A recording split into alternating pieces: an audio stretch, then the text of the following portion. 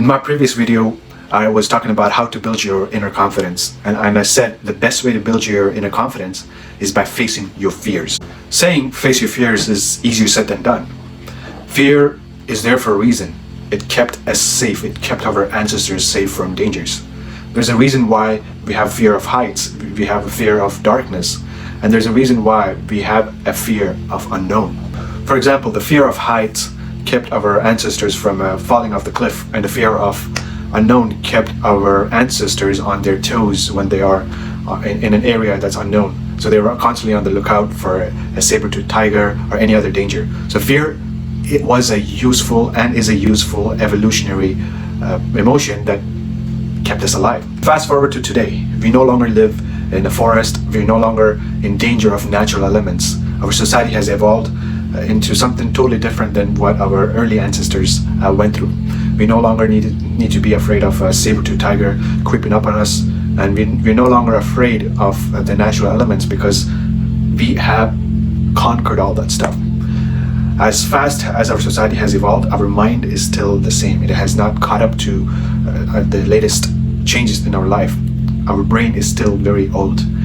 And when you have fear today, it's most likely not because of a saber-toothed tiger. Our everyday fear is based on very silly things such as public speaking or talking to strangers. But the problem is our mind cannot differentiate between the real fear and the actual fear. It sees every fear as a life and death situation. And when that happens, it's not good because you're scared of public speaking, but for as much as your brain is concerned, it thinks as a life and death situation. And that's why it's preventing most people from facing the fears, because it's very intense. And if you don't know how to handle that, you're going to let the fear take control of your body and prevent you from taking that action that you want to do. So I want to discuss what you can do to face your fears, overcome it, and act anyways. And we're going to look at 3 different techniques that I personally use to overcome my fear. If you recall my last video, the way that I build my inner confidence is by putting myself in situations where I'm scared of things such as public speaking, talking to random strangers. So I put myself in situations where I had to constantly face fears, and I learned a lot of things on how to overcome that.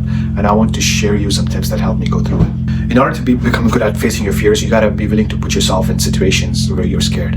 Ask yourself, what are you scared of? Is it public speaking? Is it talking to strangers?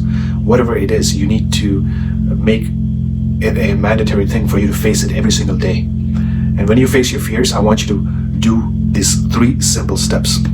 The first tip in handling your fear is seeing fear as it is. You need to separate yourself from the emotion fear and yourself. Fear is just an emotion, just like anger and happiness. And we can build that separation between us. Having that separation is going to help us manage fear better. So how do we do it? When you sense fear within yourself, I want you to do this. Say to yourself, hello fear, I see you, and I'm here with you. It sounds silly, but you can try it out next time and then see how you feel. You're gonna see that you see fear as something different from you. You and fear are no longer intertwined. So again, I want you to say, hello fear, I can see you, I can sense you, and I'm here with you, and we're gonna get through it together.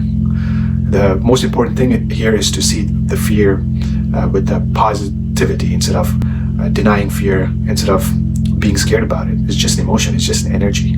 See it as it is. Again, when you see fear, or when you feel the fear within you, tell yourself, hello fear, I can see you, I can sense you, I'm here with you, and we're gonna get through it together. So say that over and over again until you have built that separation. Once you have built the separation between yourself and the fear, it's time to prevent that fear from hijacking your body. So you see, our brain is a very complex structure, right? So we have different parts of our brain.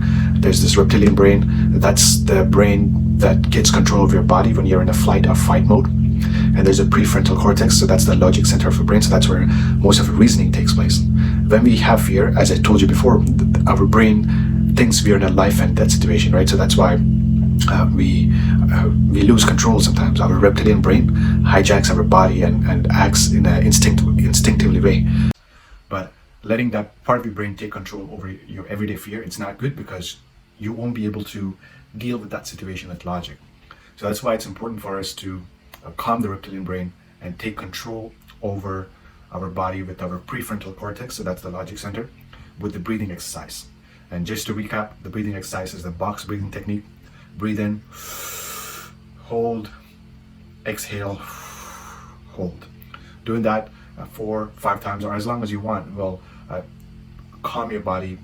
It will prevent the reptilian brain to hijack your body, and it will give the control over your body to your prefrontal cortex. Once your prefrontal cortex has control over your body, you can act with logic and reasons. You will start to deal with the situations with logics instead of emotion.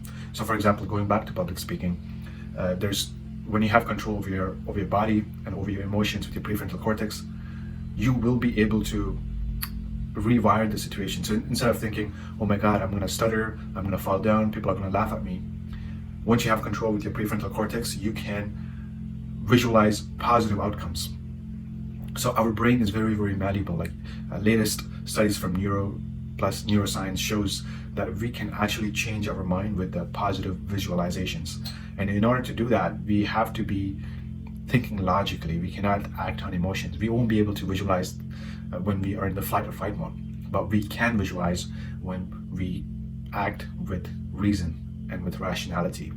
So what we can do in that situation is, once we do the breathing exercise, once we have calmed ourselves down, we can visualize positive outcomes that could come out of this public speaking situation. You can visualize and imagine yourself giving a stellar speech, inspiring audience and getting standing ovation for that.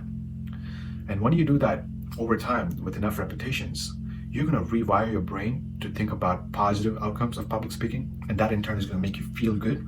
And you're going to notice that with enough repetitions, whenever you have an opportunity for public speaking, you're automatically going to be feeling the feeling of accomplishment, the feeling of joy, the feeling of as if you gave an amazing speech, because you have rewired your brain circuits to think positive about public speaking instead of thinking about negative and causing fear. So that's what we need to do. It's the whole life is just a big mind game.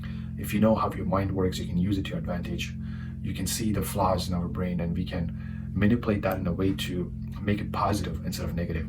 So fear is not negative. We can make it into a positive thing. We just have to deal with it differently. We just have to know how to handle that fear.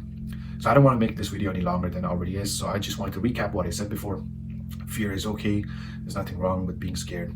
It's all a matter of how we deal with it. And we deal with fear by detaching ourselves from the emotion, by saying, whenever we have fear, we say that, hey fear, I see you, I'm here with you, and we're going to get through this together.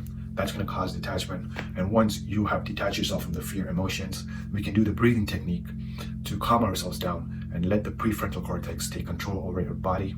And with the prefrontal cortex, we can visualize positive outcomes. That's rewiring our response system to that event. And doing that over time is going to help you face a lot of your fears. And over time, if you do it right, all your biggest fears is going to turn into your biggest pleasures. If you like this video, subscribe.